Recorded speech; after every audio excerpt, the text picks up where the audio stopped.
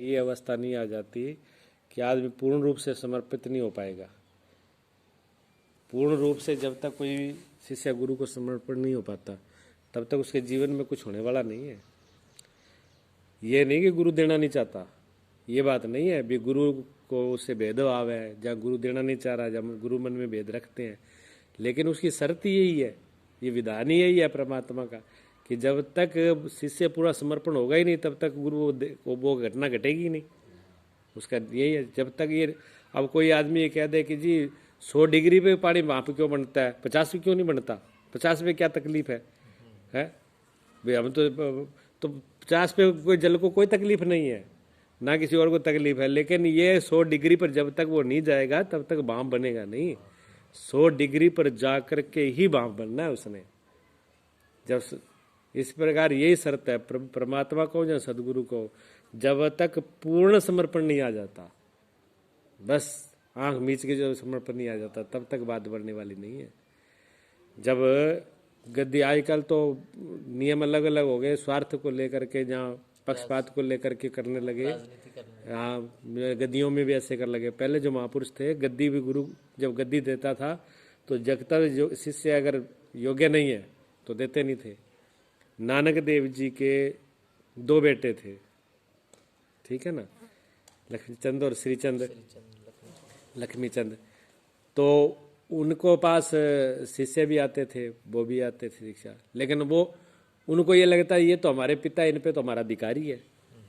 लेकिन वो तो सदगुरु गुरु थे ना, ठीक है, उनके द्वारा उन जीवों का आना था, लेकिन उनसे उनको वो इस बात से थोड़ी बंधे हुए थे। जिसको ज्ञान हो गया वो तो ज्ञानी पुरुष थे, तो जिसको ज्ञान हो गया वो किसी से बंधे, उनके लिए तो सारे बेटे हैं, लेकिन उनको ही अभिमान था। तो गुरु ने परीक्षा, तो उन्होंने कहा कि आप जो है दूसरों को तो दे रहे हो शिक्षा, और गद्दी जो है आप दूसरों को, शिष्यों को सौंप रहे हो, हमें क्यों नहीं सौंप रहे? गद्दी हम तो बेटे, आप हमारे पे वो होना चाहिए।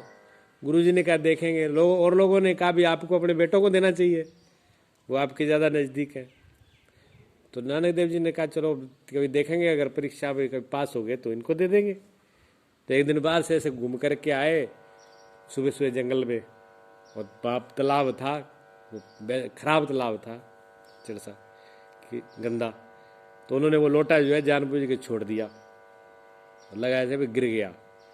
लोटा छोड़ दिया, लोटा गया अंदर, गिर गया। तो उन्होंने कहा भी निकालो निकालो निकालो, उसमें गिर गया लोटा। तो पहले बेटे ही खड़े थे, लक्ष्मीचंद श्रीचंद, उनको कहा कि लोटा निकाल लो। कहते गुरुजी कमाल करते, आपकी कंजूसी का कोई हद है, एक लोटे के पीछे गंदे पानी में उतर जाओ है। अरे गुरुजी ऐसे लोटे 50 खरीद लें, अपने पास कोई कमी है, कोई भिखारी है? कितने लोटे खरीद लें? 10 लोटे बाजार से मंगा दूंगा। गुरुजी ने कहा नहीं, मुझे ये लोटा चाहिए, मेरे हाथ पे जचा हुआ है, रोज ये पकड़ता हूँ। तो गुरुजी कहते आप, लड़के ने कहा गुरुजी आपका भी कोई दिमाग, जैसे बुढ़े हो गए वैसे दिमाग भी हो गया। उन्होंने दोनों ने 50 तर्क दिए, पर गुरुजी की बात को स्वीकार नहीं किया। पास में शिष्य खड़ा था, वो तो हाथ जोड़ के खड़ा था, गुरुजी एक बार मेरे को इशारा तो करे। गुरुजी ने उसने कहा बेटा और कोई है? उन्हें गुरुजी आप हुक्म करो। लोटा, उसे कहने की देर थी, सीधी छलांग लगा दी, लोटा निकाल के दिया। गुरुजी ने कहा ये गद्दी का अधिकारी है, ये व्यक्ति गद्दी का अधिकारी है, इसको पता है भी गुरु के प्रति, गुरु के वचनों का, गुरु के समर्पण का, ये पाएगा इसको। मेरे जो विद्या है, मेरा जो ज्ञान है, उसका अधिकारी है, ये ग्रहण करेगा।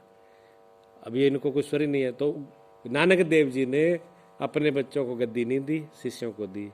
फिर उन्होंने क्या किया, रीस में आगे क्या किया, अब उदासीन हो गए।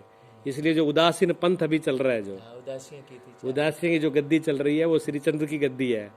वो उन्होंने फिर उदास होकर के पिता से फिर वो पंथ चला, इसके लिए उसका नाम ही पड़ गया उदासीन। वैसे तो उदासीन का मतलब होता है संसार से छूट जाना, संसार के प्रति राग मोह का छूट जाना, उदास हो ना, परमात्मा में ले जाना, हर तो उसका ये होता है। लेकिन ये तो पिता से उदास होकर के उधर गए। उदासीन गद्दी चली। ये जिद का मार्ग नहीं है, ऐसा ध्यान चाहिए।